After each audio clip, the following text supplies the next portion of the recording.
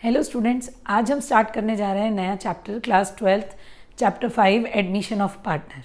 तो admission of partner का पहले हम मीनिंग समझेंगे। बोर्ड एग्जाम में ये चैप्टर बहुत वैल्यूएबल है, 12 मार्क्स का चैप्टर है और इसमें 8 मार्क्स का भी एक क्वेश्चन हमें बोर्ड में ज़रूर मिलेगा। वो 100% श्योर है कि वो 8 मार्क्स का क्वेश्चन हमारे बोर्ड एग्जाम में आएगा ही आएगा। तो हम इसे उसी के अकॉर्डिंग प्रिपेयर करेंगे। तो पहले हम ये समझते हैं कि एडमिशन ऑफ पार्टनर मीनिंग क्या है। एडमिशन ऑफ पार्टनर का मतलब है जब एक नया पार्टनर बिजनेस में आता है। जब भी कोई नया पार्टनर बिजनेस में आएगा तब बहुत सारे चेंजेस होंगे। क्या चेंज होगा? सबसे पहले तो पार्टनरशिप डीड चेंज होगी। आपने चैप्टर 2 में पढ़ा है कि पार्टनरशिप डीड क्या होती है। पार्टनरशिप डीड एग्रीमेंट है।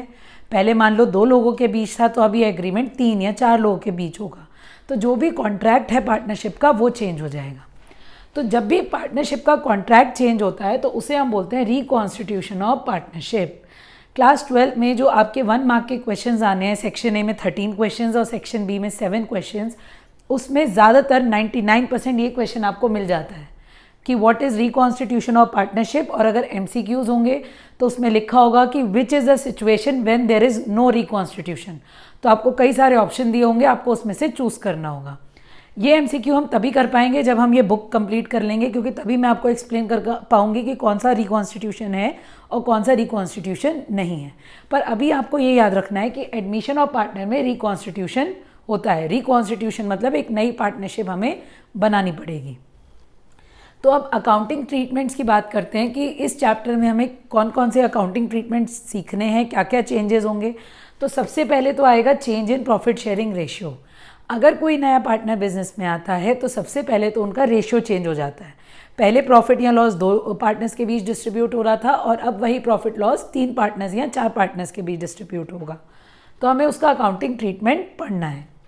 फिर आएगा ट्रीटमेंट ऑफ गुडविल। जब भी रिकॉन्स्टिट्यूशन होता है हमें गुडविल का ट्रीटमेंट करना होता है।